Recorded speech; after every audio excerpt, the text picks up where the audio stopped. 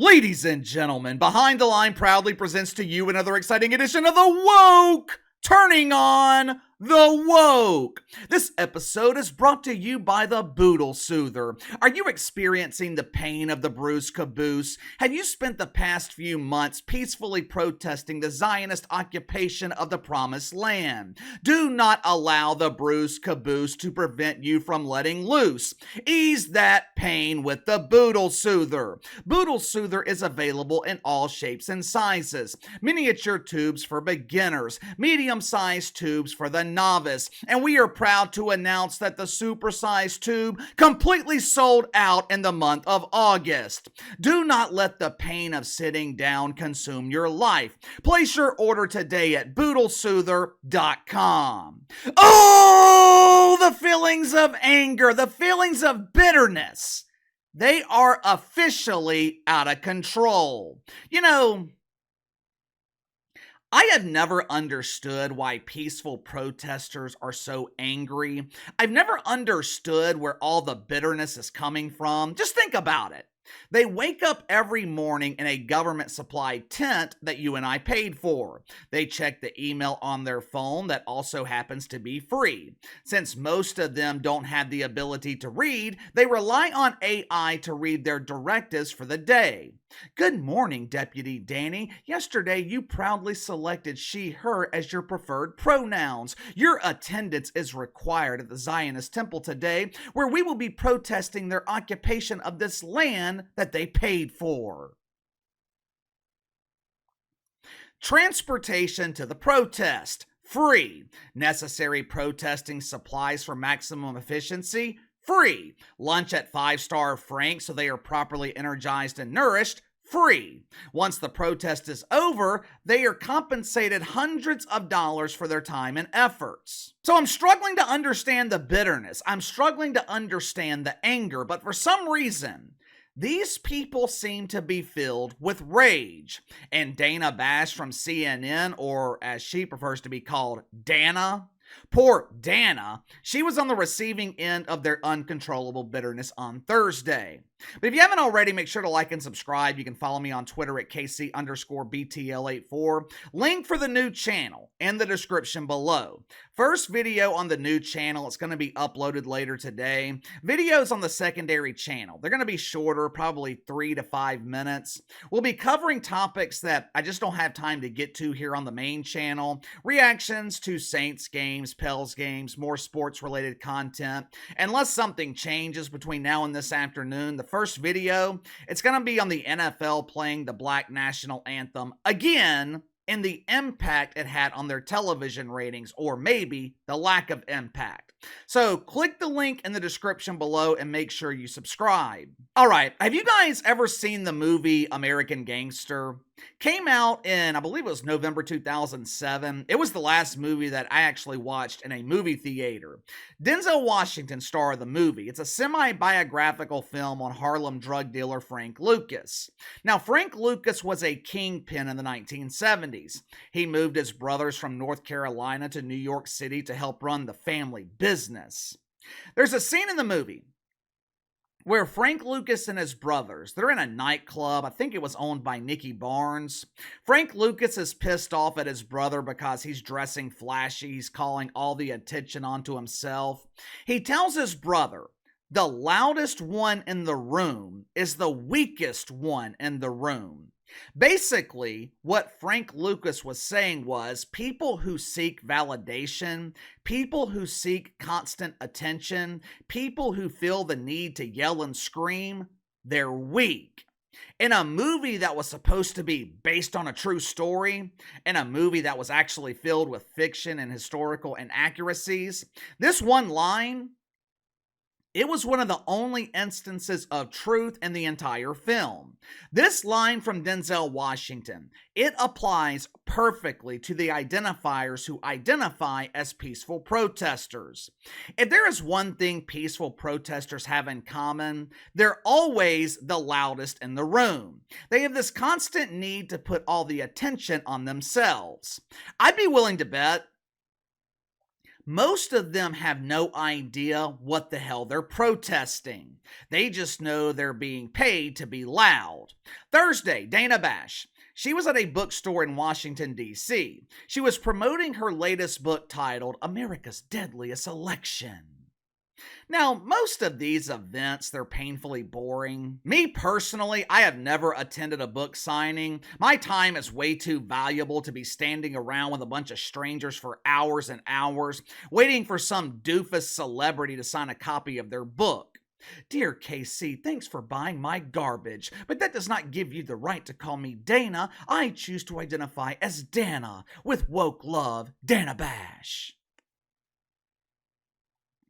Instead of this being your typical book signing, where people wait with anticipation for someone they've never met to sign a book they'll never read, or in some cases aren't capable of reading, instead of this being your typical boring book signing, Dana Bash, she decided to spice things up. She attempted to entertain the audience by reading excerpts from her book. I don't know about you guys, but that's what I call quality entertainment. Please, Dana, read me a bedtime story. Yippee!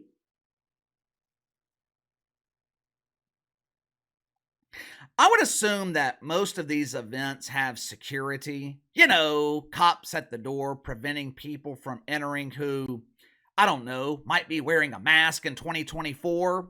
Well, Casey, why would they do that? People who wear masks, those are thoughtful people. They are preventing the spread of germs. Yeah, I would rather risk the exposure to germs than risk being around a stranger who is choosing to conceal their identity with a mask. When your identity is concealed, you can have a tendency to say things that you wouldn't normally say. If you don't believe me, just look at social media. Social media is filled with people concealing their true identities and saying things they would never say if you were standing face to face. But since Dana Bash is one of the many unknowns collecting woke welfare at CNN, I guess they didn't feel the need to have or maybe increase security. Hell, with Dana Bash working at CNN, they probably didn't think that anyone would bother to show up. My inside sources tell me the last time this bookstore had one of these book signings, one of these events, it was to promote the memoir of Jamel Hill.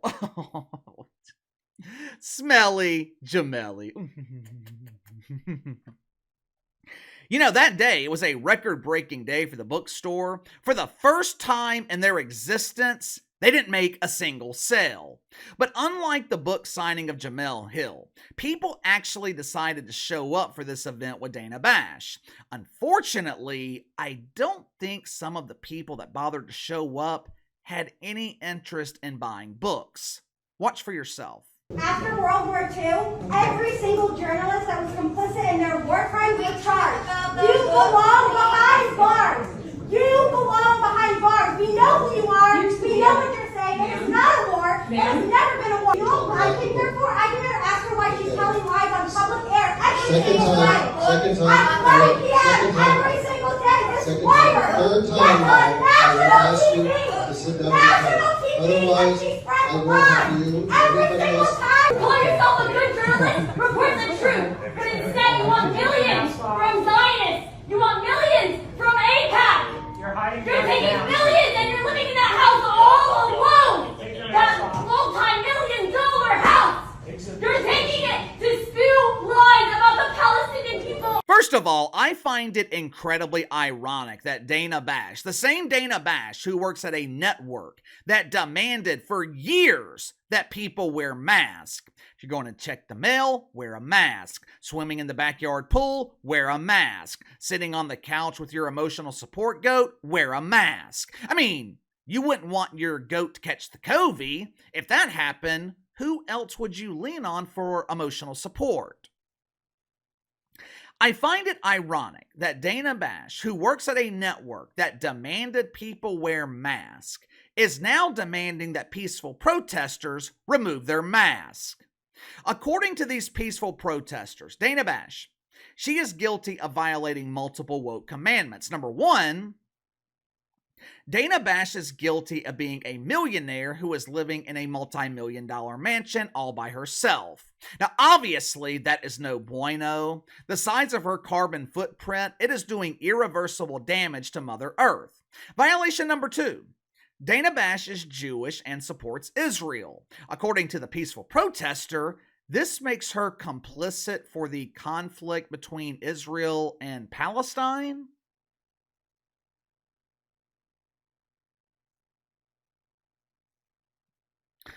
I'm going to make a somewhat dangerous assumption here.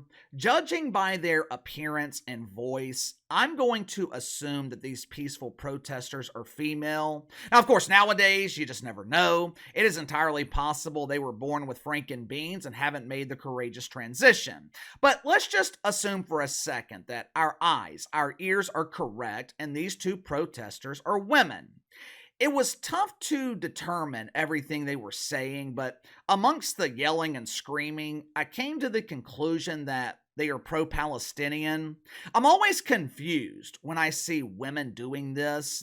According to the U.S. State Department, the law in Palestine is mostly, or maybe even entirely, based on Sharia law.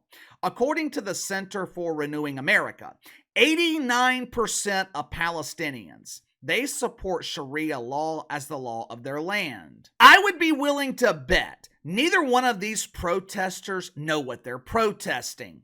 I'd be willing to bet they have never heard of Sharia law, because if they have, I highly doubt they would be supporting it. But let's just assume for a second that they are familiar with Sharia law. Let's assume for a second that they want Sharia to be the law of the land. If that is their choice, there are plenty of countries available for them to choose. What the hell are they doing in Washington, D.C.? That protest Thursday, that did not change a single life in Palestine. If they really want to help, if they're truly pro-Palestinian, what the hell are they doing protesting here in America? Give me your thoughts on this. Dana Bash verbally attacked at her book signing by what appeared to be pro-Palestinian protesters. Now, I thought Dana Bash handled this very well. I'm actually surprised that they allowed this to go on as long as it did. The First Amendment does not give you the right to interrupt a private event. But why do you think we are seeing this more consistently? Do you think these women who were protesting, do you think they actually believe or even know what they are protesting? You tell me. Sound off in the comments below. Like, subscribe, share the video. Appreciate your support. Best way to contact me is by email at btlkc84@gmail.com, and I'll see you guys later.